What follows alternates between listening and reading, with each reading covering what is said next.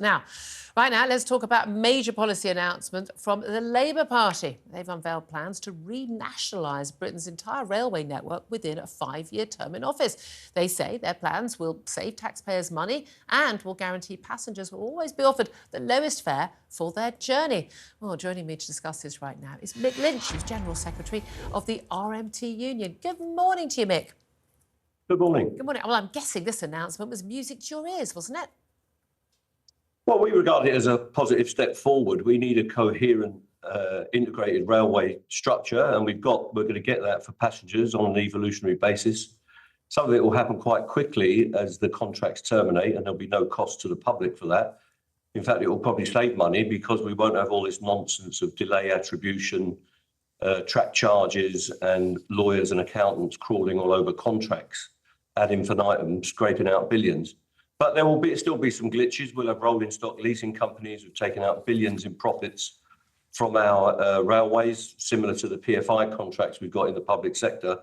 And freight, of course, will not be integrated, and there'll be some open access operators. But, you know, we're not going to carp about that. It's a good step forward. It's a good start. And we can build on that as Labour settles into power. Listen, one of the arguments when Jeremy Corbyn had this as a policy was that, you couldn't afford it. You're going to be spending billions buying back these companies. Where are you going to get the money from? And the argument from Labour this time round is, and it's a perfectly fair argument, which is that actually within the 5-year term, all of the franchises for non-freight rail, for us human beings, are going to come to an end. And instead of being renewed and renegotiated or handed elsewhere, they're just going to take them back in-house. So they're not going to have to pay those huge multi-billion-pound contracts out. So that certainly is a sensible way of doing it. I suppose a lot of people will... Well, that was the Corbyn policy, Julia, by the way. So you're endorsing Jeremy Corbyn, which makes it's very popular. It was a very, very popular policy. It's got something like 70% support. And it wouldn't have costed anything under Corbyn either. So it's built on Andy McDonald's white paper. The Tories have picked it up, and now Labour have picked it up. So maybe some of the other policies will come back and be endorsed on talkTV by yourself. I'm not entirely sure that will happen. Look, this policy will be very... This policy will be very popular with the public, who get fed up with higher and higher fares every year and a service which we know is sort of, creaking at the seams right now.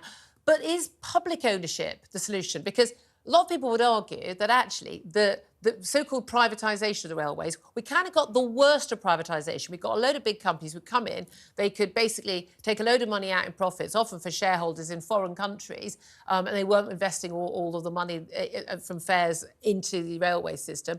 But we had the worst of privatisation from that, but we didn't have the best of it because we didn't have competition. We had governments setting tariffs, we had governments basically, they're basically overseeing what, the staff on the railways can be paid. They're the ones who limit the capacity. They still, we've got Network Rail that controls in a way that the operating companies don't. You've got the worst of both sides. We've never really had proper privatisation where we could actually have competition. Is that feasibly possible on a railway where you've only got one track? Julia, was the rest of privatisation successful? You haven't got competition in water; it's collapsed. It used to be owned by the counties and the towns. We've had record price increases in electricity and gas. The private companies will do nothing unless they're subsidised. They're not investing capital. The electricity companies and the water companies have extracted billions for shareholder profit, and the systems are collapsing because they haven't invested. The train operating companies haven't invested a penny in the railway in 30 years. We've subsidised them the whole time while they've taken approximately £10 billion out of the system in profit. So the whole thing has been a disaster. Rail track collapsed under its own incompetence. That had to be taken back. The privatisation of London Underground through Metronet and tube lines collapsed. And that was a Labour privatisation, by the way, so I'm fair-handed. Ken Livingstone had to take that back, and it cost us billions. There is no privatisation that's been successful that I can see in terms of our key infrastructure services. We need a railway that's coherent, that's part of an integrated transport policy that includes bus, includes local services, even our ferry services with the P&O disaster that we've had. We've got services in the west of Scotland that need restructuring. So hold on a minute. Ferry services in Scotland are in a mess because the SNP failed to actually get two ferries on order at a reasonable price. Well, that's their incompetence, and they're accountable for that. The good thing is they are accountable. The fat cats in the train operating companies have not been accountable. They hide behind the minister. What's going to happen here is that we'll have an accountable chief executive or chairman of Great British Rail who we can point the finger at, both staff, passengers, taxpayers and the commentariat, and say, you are responsible. At the minute, nobody is in charge of the railway because the government always come on your show and others saying, we're not responsible, it's with the businesses.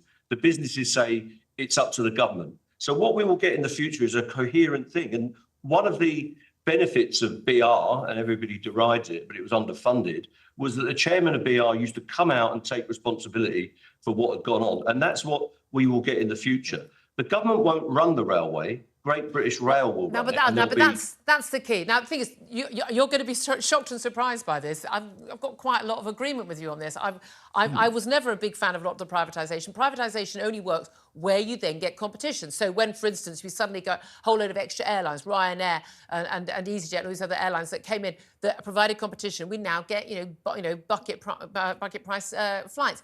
That hasn't been the case with railways, and it can't be the case with railways because you've basically only got one railway line and you don't get that competition, other than if you want to get the fast train, it's this much, and the one that stops at every single stop along the way, then you're going to pay a cheaper price. But the reality is you can only provide so much competition. But doesn't it come down to who is in charge of actually running it?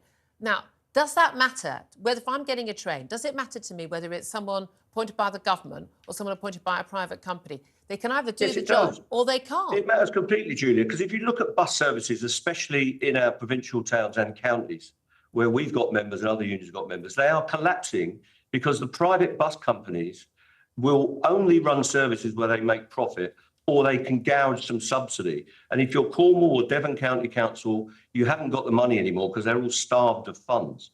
So it doesn't work. If we want to have levelling up, as they call it, and all the pensioners in the small towns and villages that are on the council estates who can't get into town, they need a connected up train service, tram services and bus services that aren't chasing the profit motive. The railway companies who said that they will deliver profits back to the Treasury have always handed back the keys, and that's a national scandal. Okay. Great Western Railway had a contract where they got subsidised for 2 years and had to pay the government for 6 years. As soon as they got to the second part of that contract, they handed it back. The London and North Eastern has collapsed, South East Trains has collapsed, and other companies had to be taken back into ownership by the Scottish government and the Welsh government. But you're talking about privatisation is a failure. You're talking about levelling up. Competent railway professionals to run it. We'd love that. That starts at some point. That would be lovely, whoever it is. Should we necessarily be subsidising to the extent that we do, and we do to a huge amount, our railways, though, when they are largely used by people who are, on average, better off than the average taxpayer? Buses, a much maligned service, a much underfunded service, far more useful for people who are on low income, trying to get to work, get a job, get the kids to school, and like far more useful service. But it's not. It doesn't get the headlines that the trains but the Tory get. government, Julia, has banned municipal bus ownership. It is illegal for a council, even a reasonably sized council, to start a municipal bus company. The government you support or have supported. I'm sorry, you're clearly not paying attention to my views. I don't support any particular party. I really don't. Okay. I can assure you there's no one in this government right now who thinks I'm on their side. For your side of politics, the political debate, who are privateers, they've made municipal bus ownership illegal. And that's why people are stranded in villages and remote communities. All right, just final question, because time's running against us. I know we've got a bunch of ASLEF strikes coming up really helpfully during May half-term for lots of parents wanting to get away. But when's the next RMT strike? Because I'm assuming there's another one coming down the line.